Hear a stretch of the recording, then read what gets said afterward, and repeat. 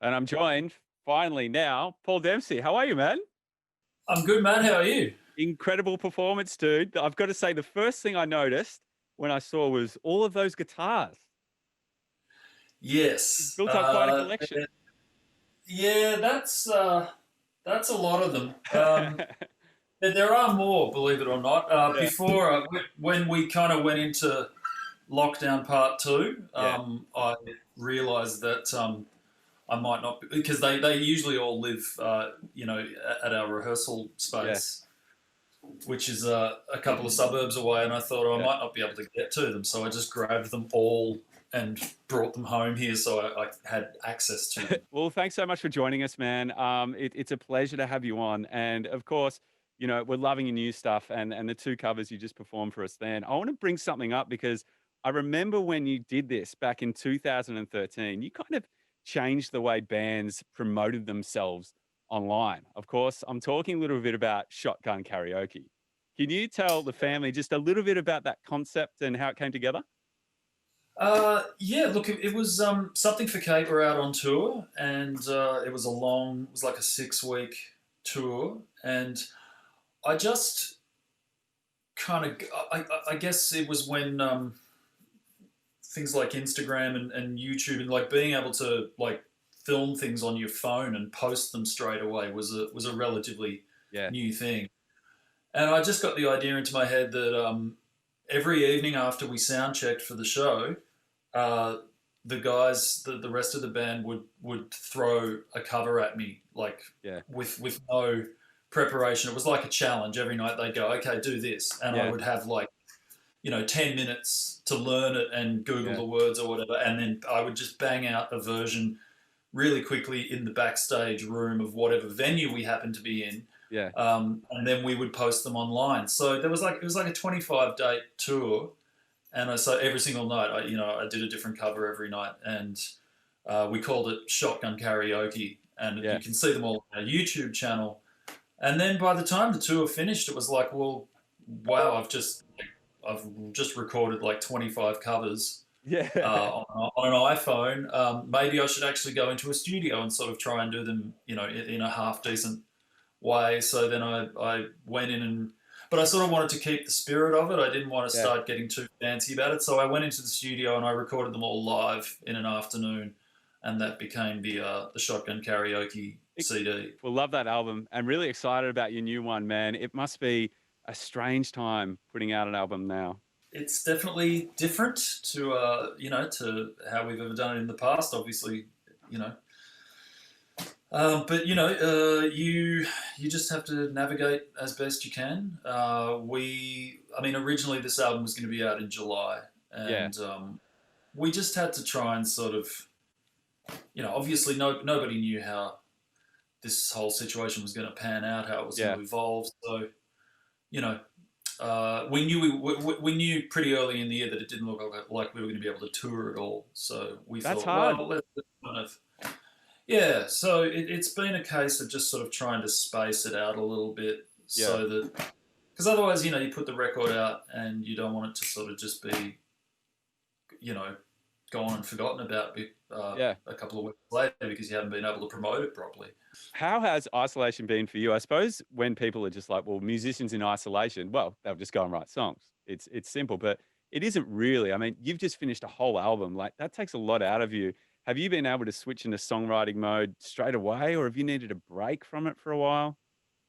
Um, no, I mean, I'm always, you know, I'm always doing something, even if it's just in tiny little pieces. So, I often just come up here and I might just mess around for, a couple of hours here and there. There's always something kind of, brewing away. Yeah. But to be honest with you, most of lockdown, we have little kids, so most of my lockdown has been homeschooling and Yeah. being like a fill-in grade three teacher. How you holding up in isolation? It is tough, like myself, and like we've cancelled gigs, like it's you don't know when it's all going back to normal. And you've been playing live, like that's such a big part of your life for, last 25 years. Like how are you going without that? Look, it's challenging. Obviously, I want to acknowledge that it's challenging for everybody. Yeah, But yeah, look, personally for me, I've barely gone a month without playing a gig yeah, in 25 years, and it's something I really thrive on. It's something that I always, no matter what's going on in my life, I always know there's a gig coming up in the next couple of weeks, yeah, and it's just something to look forward to. So yeah, it's been I've really missed that.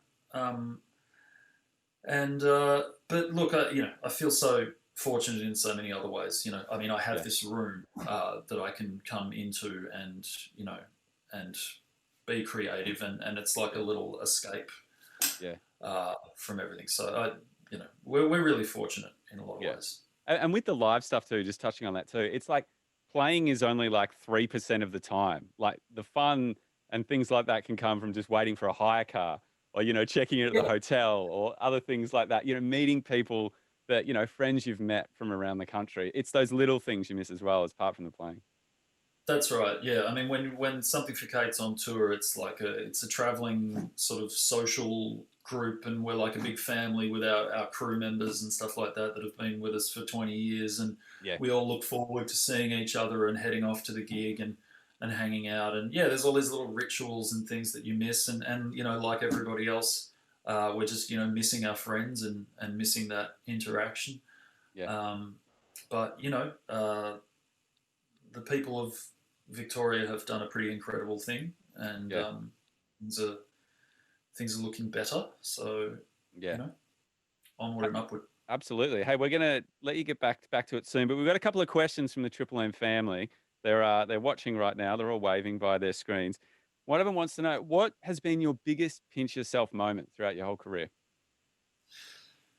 Uh, I've got a photo of That was leading into my next story.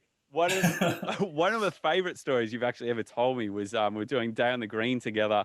And are you able to retell the story about a potential shooting star whilst playing with David Bowie?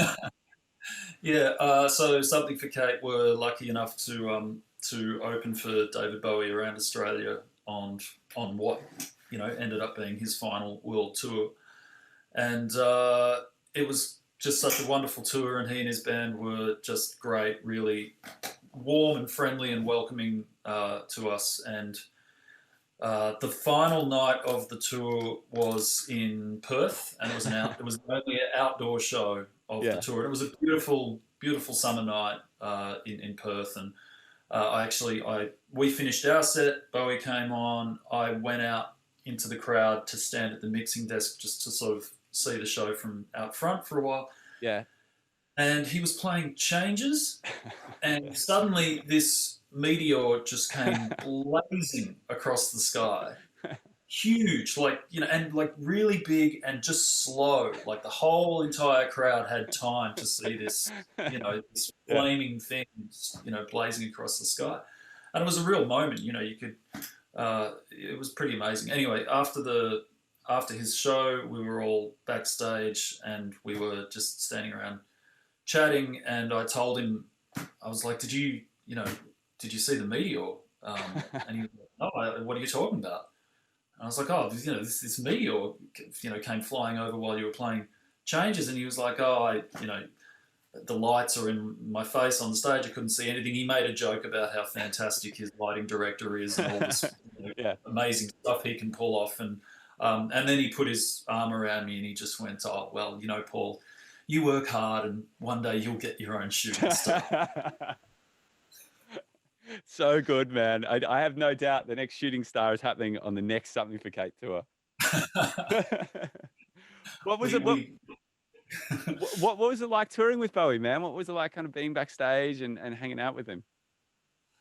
Look, I mean, it was a little bit surreal, but at the same time, he just he was so friendly and so normal, and uh, he just has this amazing ability to just put you completely at ease, like you're just Yeah, talking to a nice bloke. And of course, everyone's used to, when you think of David Bowie, you think of some pretty amazing looks that he's had going on, Yeah. But when you're standing around at soundcheck before the doors are open and everything, he's just in jeans and a t-shirt and a baseball cap, and Yeah. so you're standing around talking, having a nice chat, and you're almost like not realizing that it's David Bowie you're talking to, because it doesn't look like Yeah. any David Bowie you've ever seen before. It just looks like a normal dude, and then it's only when he kind of walks off that you sort of stop and go, bloody hell, I was just talking to David Bowie. Like that's um, but it was that amazing thing as well that we have, friends of ours have opened for U2 or, AC/DC. I know people who've, opened for, some of the biggest acts ever, and they never get to meet them. They Yeah. never, if anything, they get granted like a 20-second photo opportunity at the very last show of the tour, and then it's bye bye. And there's no interaction at all. And we kind of didn't know what to expect. Yeah. So we didn't have high expectations, but within the first, by the second show of the tour, he had like come and introduced himself and invited us to come and eat with him and the band, and Yeah. like it was just like, oh wow, he really his whole crew, there were like 100 people on the road with him, but they were just like this one big family, and you could tell that every single last one of them just adored him. Yeah. He was running a very happy ship. We should let you get back to performing, but great to chat, man. And thanks so much for putting out music now. I think a lot of people, it's helping them get through a tough time. And like I said to you earlier off camera, Situation Room's my song of the year. So thank you so much for giving us that and releasing covers, man. You've done stuff with Bernard Fanning, Chris Chaney. It's awesome what you're doing for people throughout this time, and looking forward to having a beer and catching up live. Yeah, me too. Thanks very much, Matt. Pleasure.